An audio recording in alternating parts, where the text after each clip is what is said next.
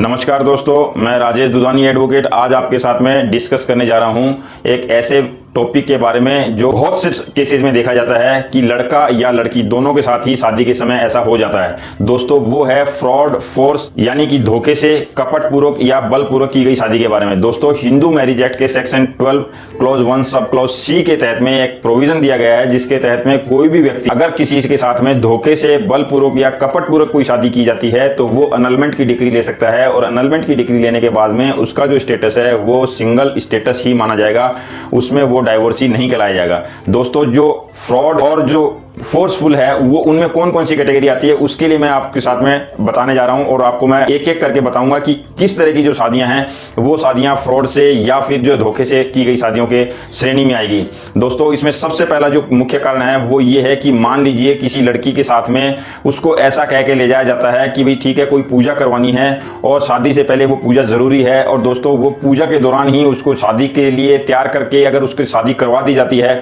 तो दोस्तों उस तरह की पूजा के दौरान की गई शादी कभी भी शादी की श्रेणी में नहीं आएगी, क्योंकि जो शादी के लिए है वो मेन हिंदू मैरिज एक्ट के तहत में अगर पूरी रिचुअल्स के साथ शादी नहीं है तो वो शादी नहीं मानी जाएगी। इसलिए अगर कोई शुद्धिकरण का नाम लेके किसी के साथ में और वो फिर मैरिज का जो है एक नाटक कर लेता है तो दोस्तों वो शादी बिल्कुल भी वैलिड शादी के रूप में नहीं मानी जाएगी। दूसरा दोस्तों, मान लीजिए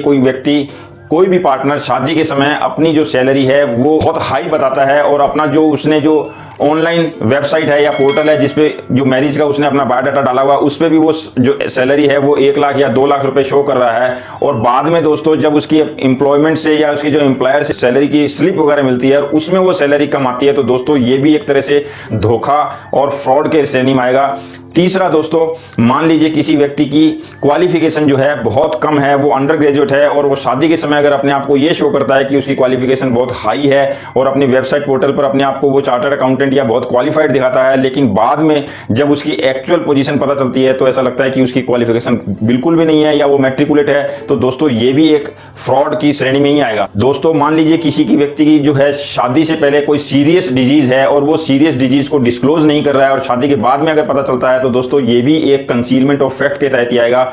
और मान लीजिए दोस्तों कोई व्यक्ति धर्म परिवर्तन करके अगर शादी कर लेता है, दूसरे धर्म को अपनाकर शादी कर लेता है और वो पार्टनर को नहीं बताता दोस्तों, तो ये भी जो है कंसीलमेंट ऑफ फैक्ट की श्रेणी में आएगा और वैसी शादियां जो है सेक्शन 12(1)(c) के तहत में एनलमेंट के लिए कोर्ट में कोई व्यक्ति जा सकता है और वहां से उसको एनलमेंट की डिग्री मिल सकती है। मान लीजिए दोस्तों कोई भी व्यक्ति पहले से शादीशुदा है और बाद में वो जो है शादी के समय ये चीज डिस्क्लोज नहीं करता और शादी कर लेता है तो उसके बावजूद धोखे की श्रेणी में आएगा और इस केस में भी कोई व्यक्ति जाके जो है कोर्ट में ये डिग्री ले सकता है। और दोस्तों कुछ शादियां शेमफुल शादियों की श्रेणी में आती है। शेमफुल शादी ये है कि मान लीजिए कोई पार्टनर दिखाने के लिए सिर्फ शादी करता है और शादी के तुरंत बाद 2 या 4 दिन में वो अपने पार्टनर को छोड़ के चला जाता है, तो दोस्तों उस कंडीशन में भी जो है ये जो शादी है वो कंसीलमेंट ऑफ फैक्ट और फ्रॉड के तहत ही आएगी और इसमें भी आदमी जो भी पार्टनर है वो कोर्ट में जाके एनलमेंट की डिग्री के लिए कोर्ट में केस फाइल कर सकता है। अगर किसी व्यक्ति का दोस्तों क्रिमिनल रिकॉर्ड है और क्रिमिनल रिकॉर्ड होने के बावजूद भी वो व्यक्ति शादी के समय ये डिस्क्लोज नहीं करता है कि वो सजा याफ्ता है या उसे सजा हो चुकी है,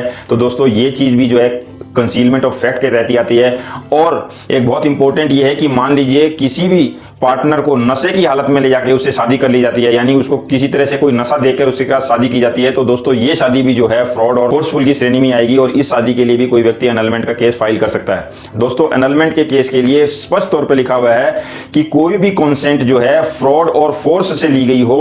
और वो जो फ्रॉड और फोर्स से ली गई है वो मैरिज की सेरेमनी से रिलेटेड हो और मैरिज के जो मटेरियल फैक्ट्स हैं उनसे रिलेटेड हो, यानी कंसेंट जो ऑब्टेन की गई है, जो कंसेंट ली गई है वो फ्रॉड और फोर्सफुल हो और वो मैरिज की सर्कमस्टांसेस से हो, मैरिज की सेरेमनी से हो, तो दोस्तों इस तरह की जो कंसेंट है वो कंसेंट को एनलमेंट की डिग्री के तहत में केस फाइल किया जा सकता है, जहां से कि आप एनलमेंट की डिग्री ले सकते हैं। तो इस तरह से ये था दोस्तों आज का सेक्शन 12(1)(c) के बारे में, जिसके तहत में आप फ्रॉड फोर्सफुल शादी के अगेंस्ट में कोर्ट में जाके एनलमेंट की डिग्री जो मैंने आधार बताए हैं उन आधार के ऊपर में आप कोर्ट में केस फाइल कर सकते हैं और वहां से आपको एनलमेंट की डिग्री मिल सकती है। तो ये था दोस्तों आज का डिस्कशन। दूसरे वीडियो में फिर किसी नए टॉपिक के साथ मिलेंगे। अगर मेरा ये वीडियो आपको अच्छा लगा हो तो लाइक, शेयर और सब्सक्राइब करना बिल्कुल ना भूलें। Thank you.